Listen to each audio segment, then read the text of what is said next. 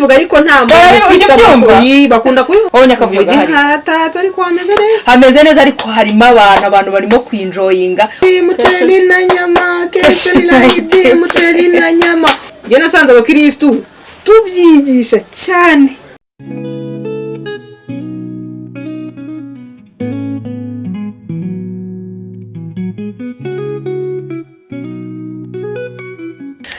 ramba kandi ugire amahoro wo ukurikiranye Lioness 250 cyangwa se Lioness 25. Turongeye turaje kuri wa mwanya wacu tuganira ku bintu by'ingenzi bigiye bitandukanye, ariko murabibona ko ntari ngenyene uyu munsi ndi kumwe na wa mushyitsi wacu, ariko ubu yabaye umusango gogo.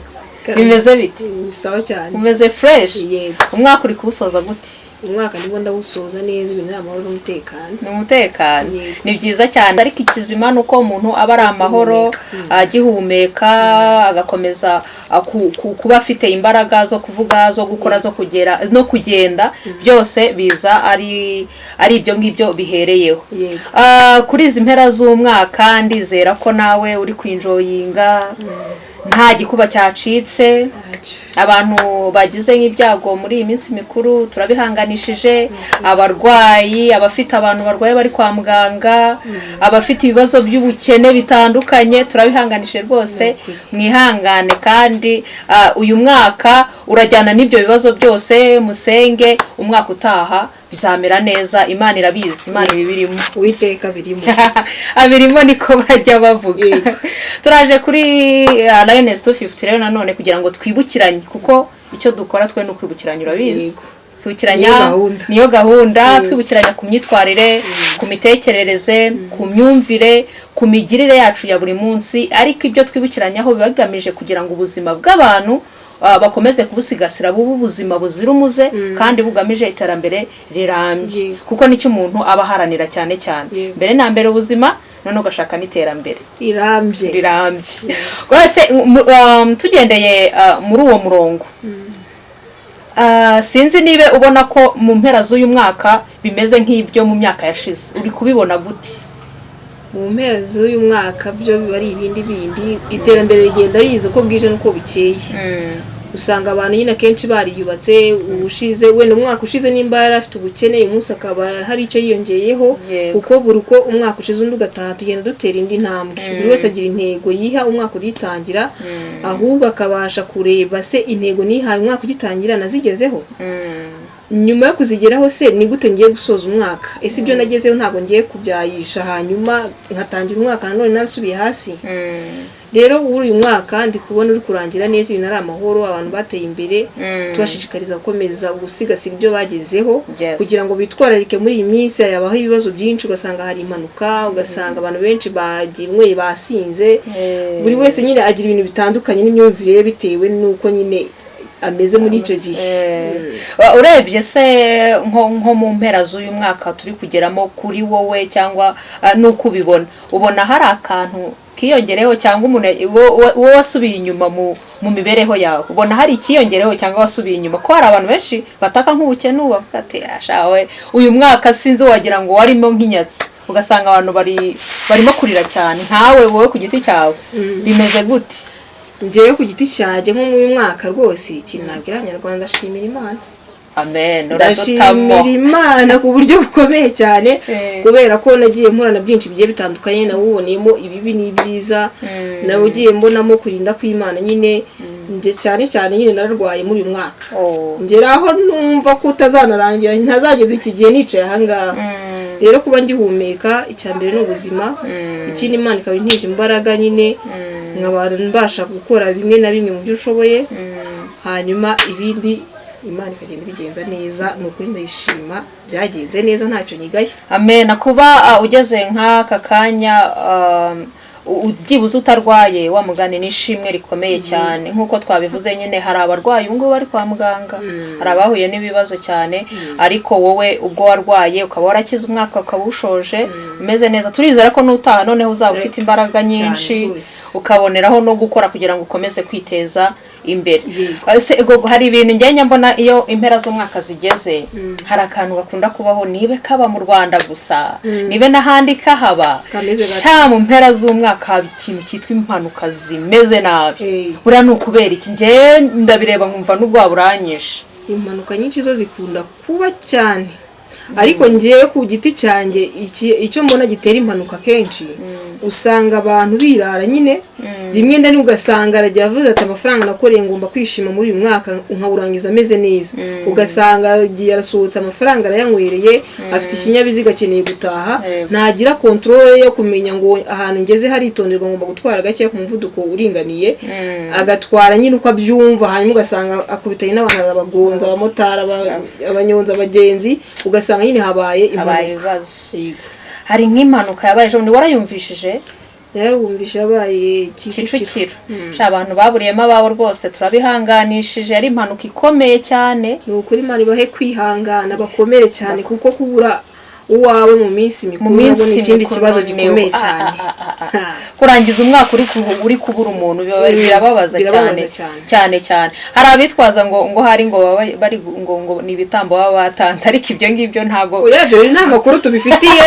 Abanyarwanda barabivuga ariko nta makuru bakunda kubivuga ngo impamvu abimanuka nyinshi no kubera ibi nibi, ariko nta makuru zaza bitubwira. Ahubwo hari n'ukuntu abantu bishyiramo ibintu akavuga ati mu mpera z'umwaka hagomba kuzaba ibintu, kandi ngo ubwenge buri icyo twabuhaye cyane, ubwonko icyo wabuhaye cyane akenshi usanga kinabaye. Noneho cyaba ukavuga ati koko ni bya bindi byabiteye, nka ko n'umuntu avuga ngo yahuye n'ipusi mu gitondo yimutera umwana, yamuteye umwana, ujye kuresa ipusi uhuye nayo ntubitekerezeho uwo mwaka waza, ntago waza. Ariko iyo wavuze ngo iyi pusi nteye umwaka, icyo uhuye nacyo cyose wumva ko ari ya pusi, ni ya pusi twahuye mu gitondo niyo nteye umwaka. Rero imyumvire abantu baba bafite ibintu badafitiye gihamya ntago baba bakwiriye kubigenderaho cyane. Icyo tuba dusabwa ni ukwitwararika wa mugani. Ako shabonye kuntu umujyi hameze, wabonye akavuyo gahari, haratatse ariko hameze neza, ariko harimo abantu barimo kwinjoyinga kuriya kuntu bari kugenda bagira ingendo nyinshi. Nibyo nyine biteza n'izo mpanuka, ibyo biteza no kubura control, habamo no burujura. Mu minsi mikuru sukuntu abantu bariba cyane, avuga ati nanjye mbeho neza gasaca akaho butari bwiza.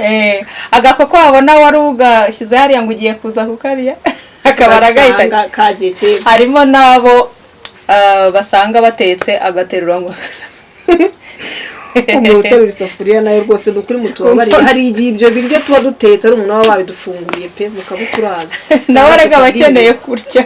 Oya naba bikeneye. Oya we abantu benshi baba baragiye mu matsinda y'inyama cyane cyane mu cyaro.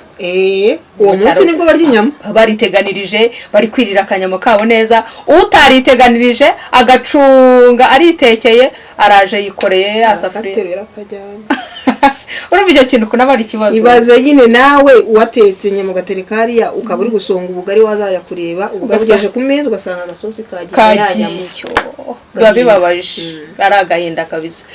Turi mu minsi mikuru, ni byiza, turimo no kwifuriza abantu gukomeza kuryoherwa n'iminsi mikuru, ariko tunirinda twirinda ibyo bidukururira ibibazo.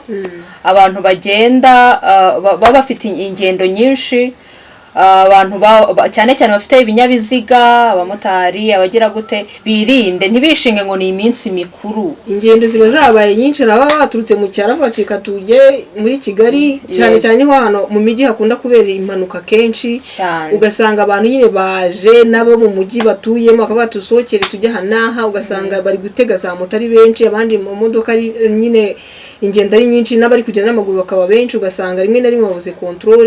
Ahanini rero ugasanga nanone za mpanuka ntabwo ziterwa no kuba umuntu wenda yanyweye ibisindisha cyane, nanone kuba abantu turi kivunge cyane nabyo bishobora guteza impanuka. N'abatamenyereye n'imihanda, hari abaprofitira mu kavuyo, hari abantu bareba nyine ngo kuko habaye iminsi mikuru agaprofitira muri icyo kintu akajya gutwara atamenyereye ameze gute, bigateza ibibazo. Uretse n'ibyo ngibyo kandi hari icyo tugomba kwibuka, ubwo ngiye mbona abantu birengagiza. Ambwa ni gute umuntu afata amafaranga ubwo itwo yizigamye ngo yazigamiye Noheli yonyine kugeza muri iyi minsi mikuru, twatundi twose akavuga ati ngiye kudukoresha, ndasohoka ndajya nk'ahantu nka hehe.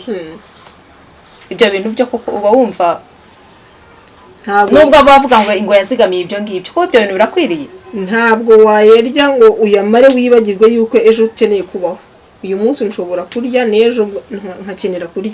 Ntabwo bikwiriye yuko dusesagura amafaranga yose twakoreye ngo tuvuge ngo turayaya ashire burundu, usange turasinze turimo turarwaneho henshi, usanga abantu barimo kwenderanya bararwanye, habaye ibibazo bikomeye cyane, umwe atenda urugoma benshi bakajya mu bitaro bitewe nuko n'aya mafaranga ngo babitse, hanyuma ibyo baguze bikabatera ingaruka za nzoga banyweye, ugasanga bagiranye ibibazo. Benshi ugasanga umwaka urangiye bari muri gereza, abandi bari mu bitaro bafitanye n'ibibazo no mu muryango. Kandi abantu bibuke ko ubuzima buba bugomba gukomeza.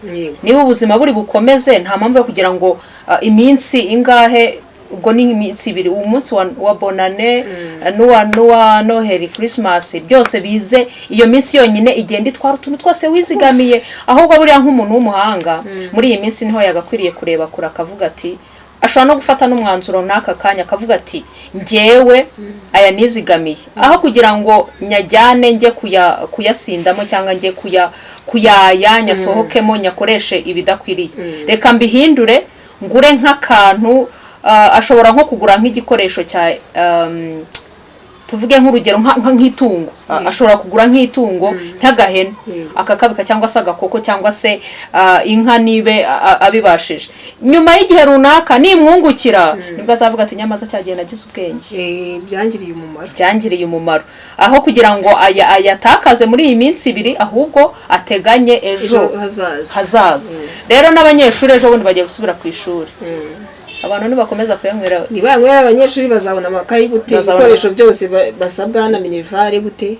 Usanga umubyeyi ari kujya ku ishuri ari gusaba ati mumbabarire yarasohokeye Mariyoti icyo gihe muri iyi minsi yarisohokeye muri Mariyoti akaminervare akakarya. Kandi iyo umuntu yasohotse hari n'igihe ujyana dukeya uvuga ati ndakoresha utu, ariko kubera wageze rangira ati nyohereza 100 aho ngaho ndaza kuyaguha kandi nta nayo ufite, kugira ngo ubone ko umunsi mukuru wakuryoheye wagenze neza. Nyabona abantu rwose turi kuryoherwa n'iminsi mikuru, tunibuke ko ejo hazakomeza kubaho. Yego, ntidutwarwe n'iyi minsi mikuru gusa ngo twibagirwe ko ubuzima bukomeza. Tunibutsa abantu kwishima bashimira Imana yuko yabarinze bakaba bagihumeka, ndetse n'ababashije kubona icyo cyo kurya. Nyine benshi numva nyine babihuriza mu kwifata neza, bakarya neza, bakambara neza, inkweto nziza. Niba wabibonye wibuke na mugenzi wawe ushobora kuba Kenya atabashije kubona ibyo wabonye, umwibuka uvuga ati kanaka burya ni umukene, ntaheruka akanyama kandi ngiye Imana yangiriye neza, reka ngire muheho nk'inusu cyangwa ikiro, nawe agenda ateke yishime. Cyangwa se uteke neza, nukuri umutumire umuhamagare atabizi utamuteguje, asange ibyo bintu bimeze neza gutyo, nawe yishima nako gafanta gasoma avuga ati nukuri Imana igumugisha, ave mu mwaka yishimye avuga ati runaka.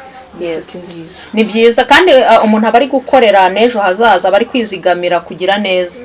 Nkuko tujya tubona ko iyo ugize neza ejo nawe iyo neza ishobora kukugarukira cyangwa ikagarukira uwawe. Gusangira iminsi mikuru byaba byiza. Abantu buriya abasilamu bajya bagira inuze umuco mwiza, ndabikunda cyane. Uriya muco ni mwiza, kuki twa abakristo tutawugira. Abasilamu ndabashimiye rwose, bagira tubatumire, ndabashimiye rwose, bagira urukundo. Yego, ntago bajogora ku minsi mikuru yabo, nimba hari ikintu babonye bamenya ko hari n'abakene batabibonye, bakabatumira nabo bakaza bagasangira bakifatanya, batarebye ngo runaka araciriritse n'iki, cyangwa ngo asengera cyangwa asengera. Tugaya cyane abantu b'abakristo, ngewe n'ibintu nzi, ntago mpfa kuvuga ibintu ntazi. Ugasanga wenda uri inshuti yanjye, ngende umukire, natumije iyo miceri, inyama, ibintu byose biraho ngaho.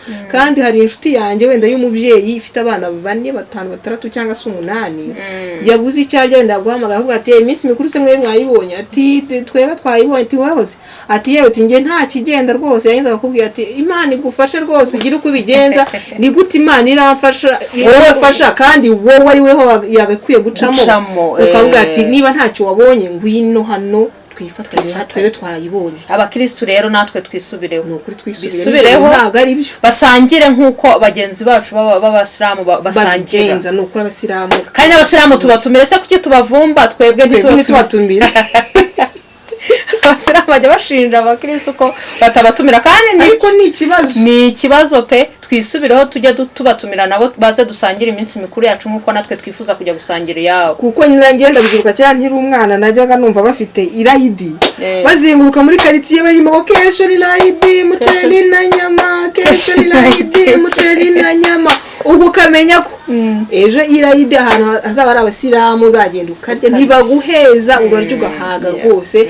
Uwo mutima rero w'urukundo wumva ko niba wabonye icyo kurya ugomba guha mugenzi wawe umukene rwose n'ukora Kristo natwe tuwugire kandi nicyo bahora batwigisha. Kristo n'urukundo, Imana n'urukundo, tureka kuvuga ku munwa gusa tubishyira no mu bikorwa.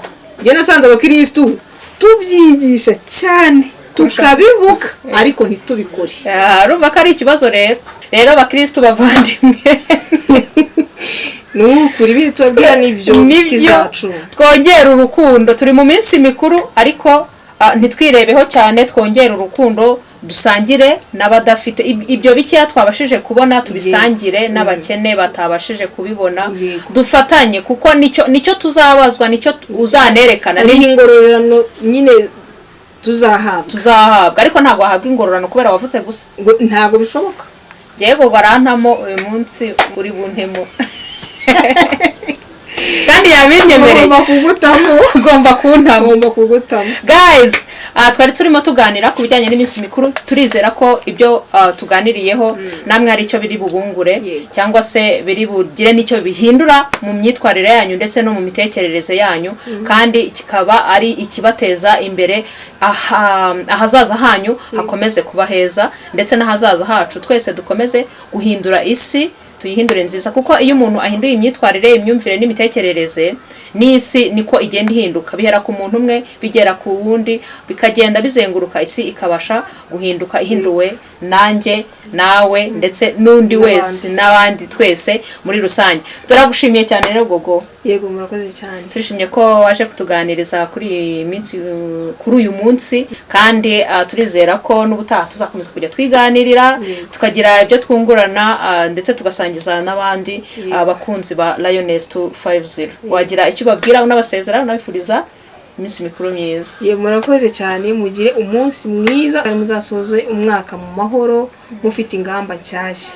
Njyewe icyo nabisabira ni ukuri bene data, nshuti zanjye Abanyarwanda, niba Imana yakugiriye neza ugasoza umwaka uri muzima utarwaye, wibuka bari mu bitaro utetse ibyo byuka bagemurira, cyangwa se ba bantu ducaho ku mihanda barimo barasabiriza, ukabona wenda umubyeyi afite akana gatoya, umubwiye ati uyu munsi ngwira tunyarukanye tugere mu rugo nguye ku cyo kurya n'icyo kunywa, cyangwa se ukamuha n'iyo note ya 2 akagenda nawe agashakamo ako kurya, byaba ari byiza. Ni ukuri ukasoza umwaka nawe agasoza umwaka ameze neza, nawe umeze neza, kandi Imana ikuriye biri mu ijuru ikavuga ati ni ukuri warakoze kuba narakurinze, ntabwo byapfuye ubusa, hari umuntu wanjye watumye abaho yishimye.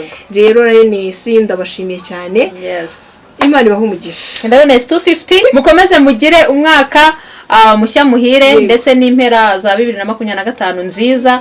2026 tuzakomeze tuyirye neza, kandi turi mu iterambere rirambye, iterambere ryiza, duteza imbere igihugu cyacu ndetse n'isi muri rusange. Bye bye, tuzabonana ryari ejo bundi.